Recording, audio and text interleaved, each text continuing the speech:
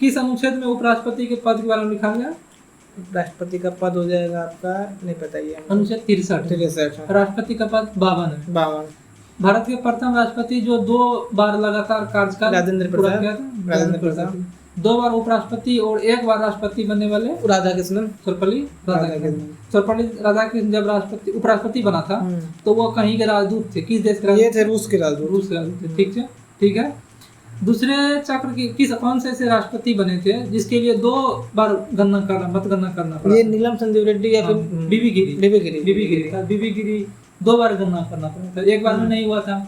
जैसे अनुक्रम ने क्या कहते हो, ये वो हो गया था जो एकल संक्रमण प्रणाली होता है ना, उसी के तरह हुआ था, उसमें 2 बार होता है।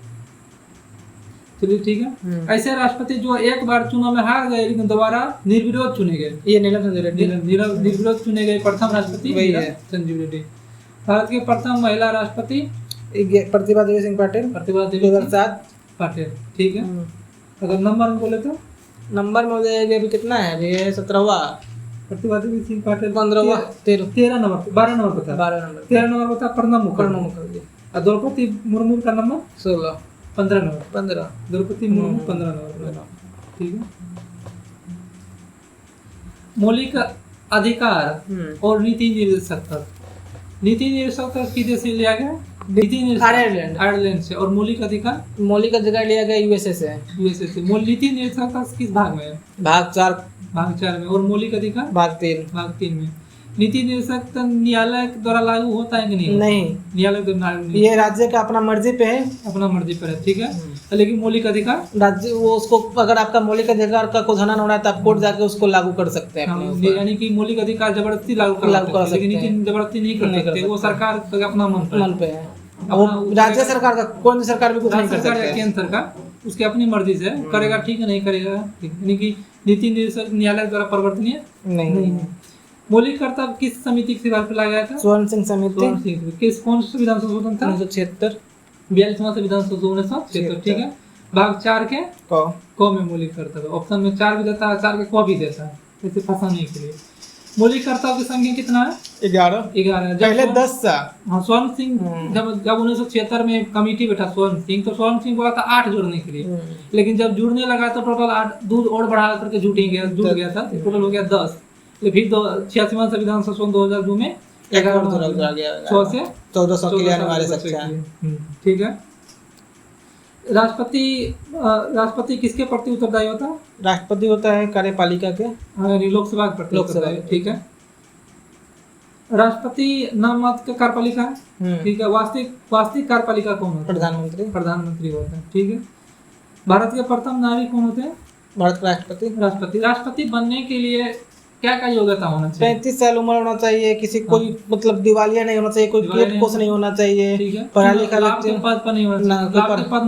लाभ का मतलब कोई सरकारी पोस्ट, सरकारी नौकरी में नहीं होना चाहिए। ठीक है। चुनाव के समय लाभ के पद पर नहीं होना चाहिए। लोकसभा के सदस्य जो जितना होता है उतना अर्हता उसको होना चाहिए। हाँ, ठीक है। राष्ट्रपति के जब निर्वाचन होता है अनुच्छेद 54 के तहत, परीक्षा में पूछता है कि राष्ट्रपति का निर्वाचन कितना अनुच्छेद में है? अनुच्छेद में 54। तो निर्वाचन जो होता है, राष्ट्रपति के निर्वाचन मंडल में निर्वाचित होने के लिए कौन कौन सदस्य? लोकसभा का सारा सदस्य, वो एंग्लो इंडियन को छोड़ के, राज्यसभा का चुना हुआ सब सदस्य, प्रत्येक राज्य का विधानसभा का सदस्य है। अच्छा, एंग्लो इंडियन क्यों छोड़ता है? क्योंकि वो तो राष्ट्रपति मनोनीत करता है ना, उसको सिर्फ जनता का प्रतिनिधि नहीं है, राष्ट्रपति को अप्रत्यक्ष। एंग्लो इंडियन को तो राष्ट्रपति चुनता है, अब वोट देगा तो वो तो निष्पक्ष वोट नहीं दे पाएगा, वो तो और भी बात है ना कि जनता के द्वारा क्या अप्रत्यक्ष रूप से चुना जाता है राष्ट्रपति, यानी जनता जिसको चुना उसी को चुन सकता है, किसी मनोनयन जो है वो नहीं चुन सकता। ये भी बात है, क्योंकि लोकसभा के सदस्य जनता के द्वारा चुना जाता है, फिर राज्य का विधानसभा का सदस्य जनता के द्वारा चुना जाता है। ठीक है, बहुत अच्छा। राष्ट्रपति के उम्मीदवार खड़ा होने, राष्ट्रपति जब आप खड़ा होना चाहते हैं, कोई व्यक्ति खड़ा होना, कितने प्रस्तावक, कितने अनुमोदक चाहिए? 100 प्रस्तावक और 50 अनुमोदक। 50 अनुमोदक, पूरा मिला करके 100 हो गए।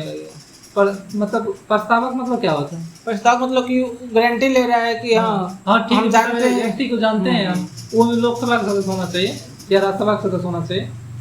और 50 को अनुमोदक। एक व्यक्ति कितने बार राष्ट्रपति बनते हैं? कोई लिमिट नहीं है इसका।